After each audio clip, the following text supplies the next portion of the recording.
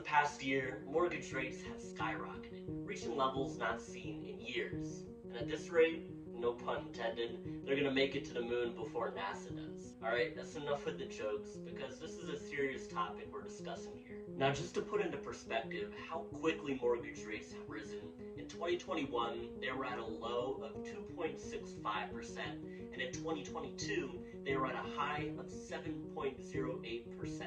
So in a little over a year, mortgage rates nearly tripled.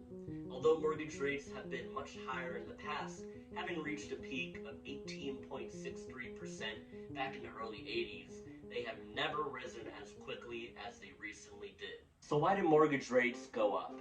Well, you can say thank you to the Federal Reserve for causing this mess we're in.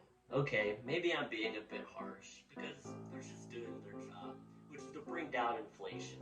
And the main way the Federal Reserve fights inflation is by raising what's called the federal funds rate. Without making this too complicated, the federal funds rate is the interest rate that banks are charged to lend and borrow money from each other. If the federal funds rate increases, money becomes less available, short-term interest rates go up, which causes inflation to go down. If the federal funds rate decreases, money becomes more available, and short-term interest rates go down, which causes inflation to go up. If you want a more in-depth explanation of what caused inflation to go through the roof, which led the Federal Reserve to start raising the federal funds rate, you can watch the video I made about this by clicking right here. Now that you have an understanding of how we got to this point where mortgage rates are hovering around 7%, let's talk about a solution that quite a few of my buyers have been using to help make their mortgage payment more affordable, which is the First Time Advantage Direct Loan offered by the Maryland Mortgage Program, aka MMP. That's quite a long name, so I usually just call it MMP's Low Rate Loan for short, because that's essentially what it provides first-time home buyers with. Generally, this loan will provide a rate that's 0.5% less than what the average rate is going for in the market. Currently, the average rate for a 30-year fixed-rate loan is 6.89%, and the rate for MMP's low-rate loan is 6.375%. Although it doesn't seem like that much of a difference, let's take a look at what the mortgage payment would be at both of these rates. For this scenario, let's say you're purchasing a home for $300,000 and you're putting the minimum down payment on a conventional loan, which is 3% of the purchase price. And to keep things simple, we're not taking into account all of the other components that make up a mortgage payment, which is property taxes, homeowner's insurance, mortgage insurance, and HOA or condo fees. For loan number 1, which has a 6.89% rate, your monthly payment would be $1,974. For loan number 2, which has a 6.375% rate, your monthly payment would be $1,872. That's over $100 that you'd be saving every month just from your rate being 0.5% less. If you're still not impressed, let's take it a step further by looking at the total amount of interest you'd be paying over the 30 years it'll take you to pay off your mortgage. For loan number 1, you'd end up paying $398,248.93. For loan number 2, you'd end up paying $362,566.11. So just from your rate being 0.5% less, you'd save over $35,682.82 in interest payments.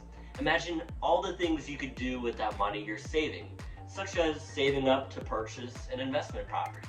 At this point, you're probably thinking to yourself, so what's the catch? I mean, there's no way that you wouldn't have to pay back MMP for giving you a lower rate, right?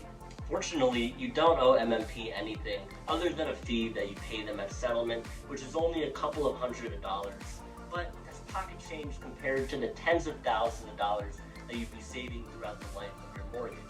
And when you go to refinance or sell your home, you don't have to pay back anything to MMP. So why in the world would you not use this loan product if you meet all of the requirements for it? Well, the max amount your debt-to-income ratio can be is 50%, which may keep you from qualifying in the price range you want to be searching. And the only other thing I can think of is that it takes a little bit longer to settle because MMP has to review your file before you're given the clear to close. And we know with how competitive this market is, there are sellers out there who will go with offers that are able to provide them with the quickest close. Alright, now that we've established how awesome MMP's low rate loan is, let's go over what the main requirements are. First of all, you have to be a first time home buyer, which in the eyes of MMP is anyone that hasn't owned a home in the past 3 years. Next up, the income of your household can't exceed a certain amount, which ranges from $92,500 to $154,420, and it all depends on the area that you're purchasing a home. If you click right here, you'll be able to see what the household income limits are throughout Maryland.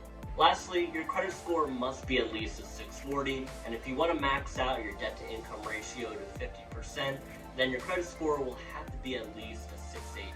However, do keep in mind that these requirements vary depending on the lender that you go through.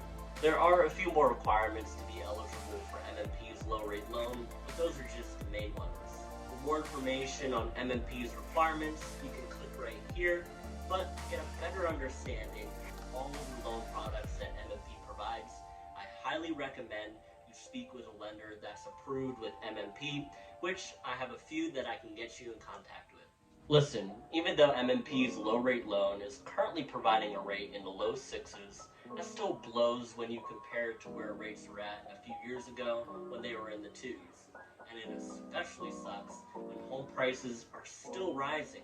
My word of advice to you all is to not get so caught up on what your rate is. What you should be more concerned about is whether or not you're able to afford your mortgage payment. If you're able to comfortably afford your mortgage payment where rates are at, and you're in the price range you want to be searching in, then don't hold off from purchasing a home. I'm confident that rates will eventually come down.